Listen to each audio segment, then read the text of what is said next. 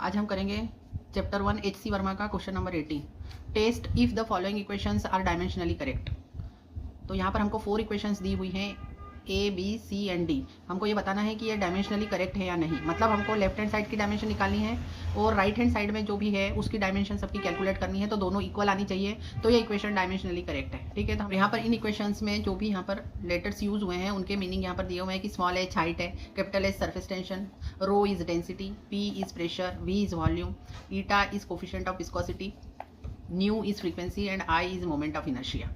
तो हम अब क्वेश्चन नंबर 18 के ए पार्ट में जो इक्वेशन दी हुई है that is h is equal to 2s cos theta upon rho R G. अब यहाँ पर h तो हाइट है, हाइट मतलब आपका डिस्टेंस हो जाएगा, तो इसकी डायमेंशन लेफ्ट हैंड साइड की डायमेंशन तो क्या हो जाएगी l। अगर ये इक्वेशन डायमेंशनली करेक्ट है तो लेफ्ट हैंड साइड की डायमेंशन और राइट हैंड साइड की डायमेंशन इक्वल आनी चाहिए। तो हम लेफ्ट हैंड साइड की डायमेंशन निकाल ली, लेफ्ट हैंड साइड में सिर्फ h है तो डायमेंशन सिर्फ l आ गई। अब हम राइट हैंड साइड की डायमेंशन निकालते हैं। तो राइट हैंड साइड में यहाँ पर जो s है वो सरफेस टेंशन है, तो सरफेस टेंशन का फॉर्मूला होता है फोर्स अपॉन लेंथ। ठीक है, तो फोर्स की डायमेंशन आपको पता है m_l_t-2 और लेंथ की अपॉन l हो जाएगी, है ना। तो l से l कैंसिल हो जाएगा तो m_t-2 हो जाएगी। ठीक है, सरफेस टेंशन की डायमेंशन। तो यहाँ पर आप देखिए 2 एक नंबर है तो नंबर की कोई डायमेंशन नहीं होती। ट्रिग्नोमेट्रिक फंक्शन कॉस थीटा है, इसकी भी कोई डायमेंशन नहीं होती। तो यहाँ पर हम सिर्फ सरफेस टेंशन की डायमेंशन लिखेंगे, जो कि यहाँ पर हम इस फार्मूले से लिखेंगे, जो हो जाएगी m_l_t-2 अपॉन l अपॉन, अब रो मतलब आपकी डेंसिटी है, density is equal to mass upon volume होता है, तो डेंसिटी की डायमेंशन हो जाएगी m_l⁻3, क्योंकि वॉल्यूम की l क्यूब होती है, तो ये हो जाएगा m_l⁻3। r रेडियस है तो इसकी l हो जाएगी, और g acceleration due to gravity है, इसका होता है l_t-2, तो ये l_t-2 है ना। अब इसको हम सॉल्व करेंगे तो ये m से m कैंसिल हो गया।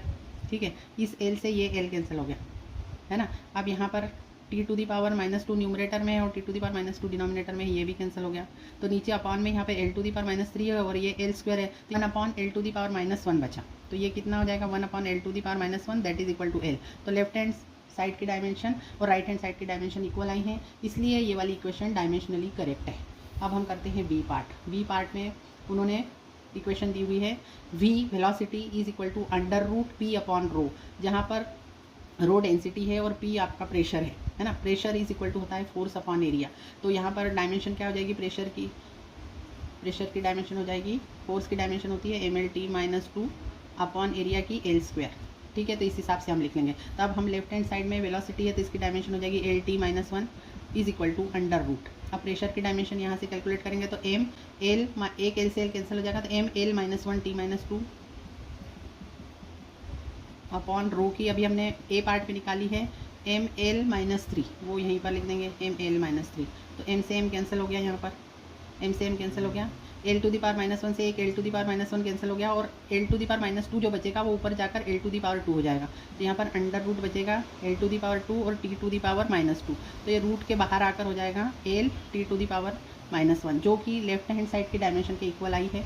मतलब लेफ्ट हैंड साइड की डायमेंशन और राइट हैंड साइड की डायमेंशन इक्वल आई है, इसलिए ये वाली इक्वेशन भी डायमेंशनली करेक्ट है ना। पहली तो इक्वेशन हमने डायमेंशनली करेक्ट बता ही दी थी। अब हम सी पार्ट करते हैं। सी पार्ट में थोड़ा सा ये काफ़ी सारी क्वांटिटीज़ आपको दिख रही हैं, फिजिकल क्वांटिटीज़ दिख रही हैं, तो आप घबराना मत, ये भी इजी है। अब यहाँ पर देखिए v मतलब वॉल्यूम है, गिवन है आपको क्वेश्चन में, v is equal to pi p into r⁴ into t upon 8 eta l। यहाँ पर ईटा जो है वो कोफिशिएंट ऑफ विस्कोसिटी है, ये आपके लिए नई टर्म है, तो इसकी डायमेंशन आप अभी याद रख लेना। ये जब चैप्टर आप पढ़ोगे ना तब आपको इसकी डायमेंशन निकालना वहाँ पर सिखाएंगे। तो ईटा की डायमेंशन होती है ml⁻1 t⁻1, ये अभी याद रख लेना। और v वॉल्यूम है, तो वॉल्यूम की डायमेंशन लेफ्ट हैंड साइड की डायमेंशन हो गई आपकी l³। अब हम राइट हैंड साइड की डायमेंशन देखते हैं। तो राइट हैंड साइड में पाई तो नंबर है, नंबर की कोई डायमेंशन नहीं होती, 8 की कोई डायमेंशन नहीं होगी, तो इन दोनों की डायमेंशन तो चली गई। अब ये p जो है ये आपका प्रेशर है, प्रेशर की अभी आपने ऊपर यहाँ पर डायमेंशन निकाली है, प्रेशर की क्या हो जाएगी ml-1 t-2, तो ये यहाँ पर लिख लेंगे ml-1 t-2।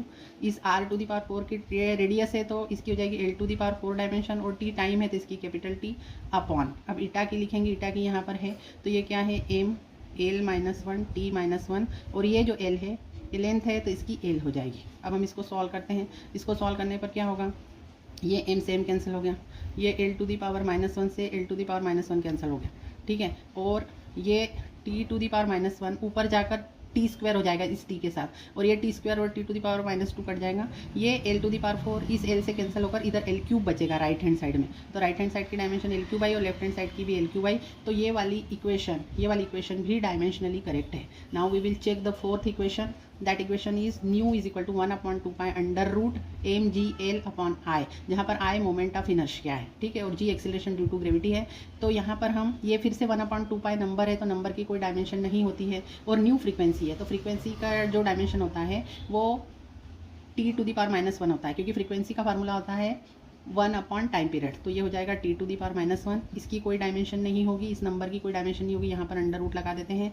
एम की डायमेंशन कैपिटल एम, जी की dimension acceleration due to gravity है, तो उसको एल टी -2, लेंथ की L upon moment of inertia की होती है एम एल स्क्वायर, तो ये एम एल स्क्वायर, तो ये एम से एम कैंसिल हो गया, एल स्क्वायर ये दोनों एल स्क्वायर ये कैंसिल हो गया, टी टू दी पावर -2 का रूट लेने पर टी टू दी पावर -1 आएगा, और लेफ्ट हैंड साइड में भी टी टू दी पावर -1 आ रहा है, तो दोनों की डायमेंशन इक्वल है, लेफ्ट हैंड साइड की और राइट हैंड साइड की डायमेंशन इक्वल है, so this equation is dimensionally correct. Thank you for watching the video. If you are liking our videos then please hit the like button and subscribe our channel and support us and share it with your friends.